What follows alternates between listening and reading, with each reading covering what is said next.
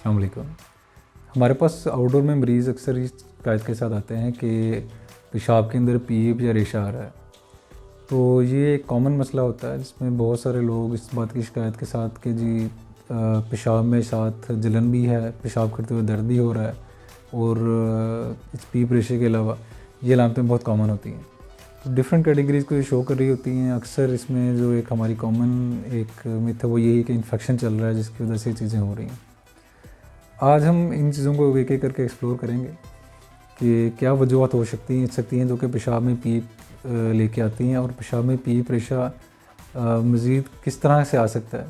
इनकी जो टाइप्स हैं हम उनको एक एक करके डिस्कस करेंगे और इस वीडियो के एंड में हम उन जो सारी ये मामलात हैं इनका इलाज और इसके हल के बारे में तफसीली गुफ्तगू करेंगे।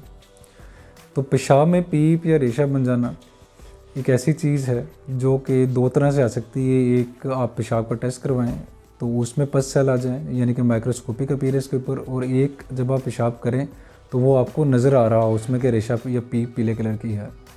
इस सारी सूरत हाल को मद्देनज़र रखते हुए जब अक्सर लोग पेशाब की रिपोर्ट के साथ, चूँकि आजकल बहुत मीडिया के अंदर मीडिया में सोशल मीडिया के ऊपर चूँकि अवेयरनेस लोगों की बहुत बढ़ चुकी है, तो लोग अक्सर पेशाब की रिपोर्ट के ऊपर पस सेल के साथ लेके आते हैं कि पस सेल हमारे बढ़ चुके हैं। तो पस सेल बेसिकली क्या होते हैं, अक्सर अगर ये इन्फेक्टिव एलिमेंट है और इन्फेक्शन चल रहा है एक्टिव, तो उसमें न्यूट्रोफिल्स जो होते हैं वही पस सेल अपीयर हो रहे होते हैं इसमें यूरिन की रिपोर्ट में। और माइक्रोस्कोपिक अपीयरेंस में पस के साथ ब्लड का एलिमेंट आ सकता है, क्रिस्टल आ सकते हैं, कास्ट आ सकते हैं। तो इन प्रोमिनेंट चीज़ों के साथ जब मरीज़ आता है तो वो कहता है कि मेरे पस के सेल आए हुए हैं। नॉर्मल जो हम कंसीडर करते हैं वो 0 से लेकर 5 तक एक वैल्यू होती है कि हाई पावर फील्ड के अंदर 5 तक पस सेल अगर आ जाएँ तो ठीक है, और अगर 5 से ज़्यादा पस सेल आ जाएँ तो वो थोड़ा सा ट्रबल हो सकती है कि कुछ ना कुछ चल रहा है जो कि इन्फेक्शन कॉज कर रहा है। मगर एज अ यूरोलॉजिस्ट हम इस चीज़ को कंसीडर इस तरह से करते हैं कि अगर आपको पस सेल आना शुरू हो गए हैं मगर आपको अलामतें बिल्कुल भी नहीं हो रही इन्फेक्शन वाली, जिस तरह के अक्सर लोगों में बुखार भी नहीं है, पेशाब में कोई तंगी जलन नहीं है, तो फिर हम कहते हैं कि इसको फौरी तौर पर ट्रीट करने की या फौरी तौर पर एंटीबायोटिक को स्टार्ट करने की ज़रूरत नहीं होती। इस कंडीशन को हम एसिम्प्टोमेटिक बैक्टीरियूरिया के नाम से जानते हैं। जो एसिम्प्टोमेटिक बैक्टीरियूरिया है वो नॉर्मल लोगों में ट्रीट करने का कोई एजन उसका फ़ायदा नहीं होता और ना ही उसको एंटीबायोटिक ओवरडोज के साथ या एंटीबायोटिक की वैसे भी डोज देने का फ़ायदा नहीं है। हाँ, अगर फीमेल प्रेग्नेंट हैं जैसे, उनमें एसिम्प्टोमेटिक बैक्टीरिया को फौरी तौर पर ट्रीट करना ज़रूरी होता है क्योंकि वो बच्चे में इन्फेक्शन जाने का चांस होता है। इसी तरह से अगर बैक्टीरिया बहुत ज़्यादा बढ़ गए हैं, जैसे कि अक्सर रिपोर्ट्स में देखा जाता है कि पस सेल 50 से ज़्यादा आ रहे हैं या न्यूमरस आ रहे हैं, तो वो थोड़ी सी अलार्मिंग सिचुएशन हो सकती है कि वो आप में ये इन्फेक्शन बॉडी में फैल सकता है। वो आपको सेप्सिस में यानी कि पूरी बॉडी के इन्फेक्शन में मुब्तला कर सकते हैं या सिर्फ यूरोसेप्सिस में यानी कि यूरिनरी ट्रैक्ट के इन्फेक्शन में मुब्तला कर सकते हैं। अब ये पस सेल आते कहाँ से हैं? तो सिस्टम है हमारा यूरोलॉजी का, बेसिकली वो गुर्दों से लेकर पेशाब की नाली के रास्ते तक होता है। तो अगर गुर्दों की नाली ऊपर गुर्दे का इन्फेक्शन स्टार्ट हो जाए यानी कि पाइलोनेफ्राइटिस स्टार्ट हो जाए, यानी कि गुर्दे का जो कलेक्टिंग सिस्टम है जहाँ यूरिन इकट्ठा हो रहा है उसकी सूजन हो जाए, यूरेट्राइटिस हो जाए, गुर्दे की नाली में सोज पड़ जाए, मसाना सूज जाए, सिस्टाइटिस हो जाए, या जो पेशाब की नाली यूरेथ्रा है अगर उसमें स्वेलिंग हो जाए, तो उसकी सोज के साथ ये पस सेल जो है पेशाब में अपीयर हो सकते हैं। और इसके साथ अगर अलामतें हों जिस तरह बुखार है, CBC आप टेस्ट करवाएं उसमें TLC का काउंट बढ़ जाए, तो टिपिकल इन्फेक्शन को शो कर रहा होता है। मगर अगर ये अलामतें नहीं काज कर रहे, कोई ट्रबल नहीं कर रहे, तो उसको फौरी तौर पर ट्रीट करने का कोई फ़ायदा नहीं होता। अब हर तरह से जैसे गुर्दा है, मसाना है, पेशाब की जो नाली है, इनके जो इन्फेक्शन है इनकी अलग-अलग से वजूहात होती हैं।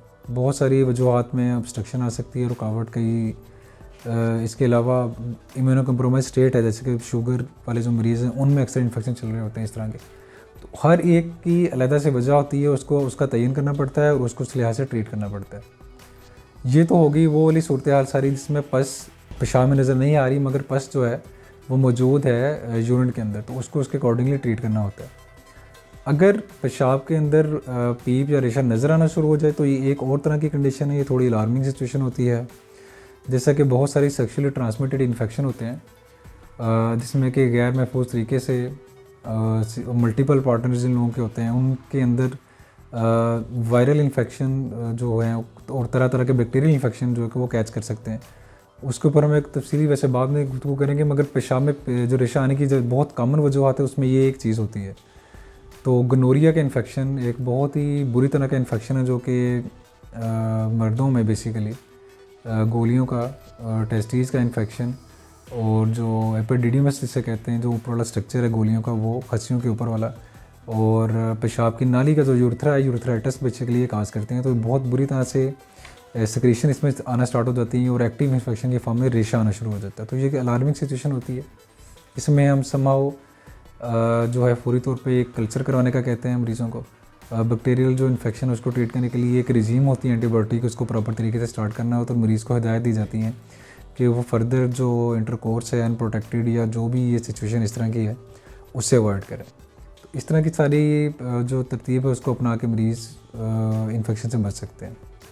बाकी जो पसल वाला सारा सिस्टम होता है जो कि यूरिन की रिपोर्ट के अंदर आ रहा है, उसको इस तरीके से लेके चलना होता है कि अगर वो ज़्यादा है और सिम्टोमेटिक है तो उसका कल्चर करवाया जाता है। तो यूरिन का जो कल्चर है वो बैक्टीरिया को आइडेंटिफाई करता है और उसके मुताबिक जो है दवाई एंटीबायोटिक वो तजवीज़ करता है। इसलिए एक आम बहुत सारे जो अनरजिस्टर्ड हमारे यहाँ पे अताई हैं, जैसे डॉक्टर्स हैं जो कि बहुत सारी इस तरह की चीज़ के बारे में इंफॉर्मेशन नहीं लिखते, वो मरीज़ों को बेतहाशा एंटीबायोटिक का इस्तेमाल करवाते रहते हैं और बेतहाशा एंटीबायोटिक इस्तेमाल करने की वजह से उनके जिगर और गुर्दे तो मुतासर होते ही हैं, मगर बाकी इन्फेक्शंस के लिए उनकी बॉडी रेजिस्टेंस में चली जाती है कि आइंदा एंटीबायोटिक असर नहीं होता।